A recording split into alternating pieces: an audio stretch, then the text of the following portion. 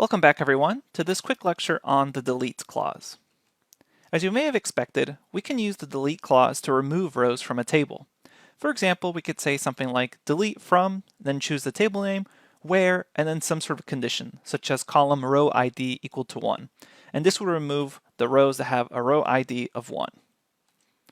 We can delete rows based on their presence in other tables. For example, we could say delete from table A using table B, where table A.id is equal to table B.id. Essentially, where there happens to be a match in between these two tables, we'll go ahead and delete those rows from table A. You can almost think about this in the same way that we had an update join. This would be kind of like a delete join. And then we can delete all rows from a table by simply saying delete from table. Similar to the update command, you can also add in a returning call at the very end to return rows that were removed to see what was removed from the table. Let's go ahead and just quickly explore this with pgadmin. Okay, here I am in pgadmin. What I'm going to do is just explore the job table. So we'll say select from job, and right now we have two jobs, astronaut and president.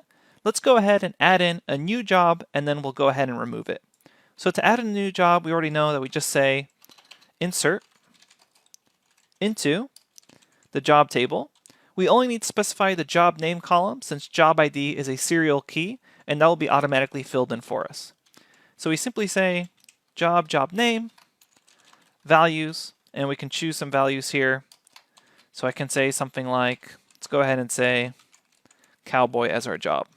We run this and that worked out for us. So if I say select from job, we see now cowboy is the third job. Let's go ahead and now delete that. So we'll say delete from, and then we say the table name. And if I just ran this, this would delete all the jobs. So I want to specify a condition, and there's lots of options here, but I could say something like where job name is equal to cowboy. And then I can also add in a returning call to actually see the columns that were removed. So we'll add that in as well. So what this is saying is delete from the job table where the job name column is equal to cowboy, and then return the rows that were deleted, job ID and job name. So I run this, and note it returns back the rows that were deleted. Keep in mind, if I were to try to run this a second time, I don't get anything back because it was already deleted the first time, which means there was nothing to delete the second time around. So if I now say select everything from the job table, I see only astronaut and president. Okay, so pretty straightforward. That's the syntax for the delete statement. Thanks, and we'll see you at the next lecture.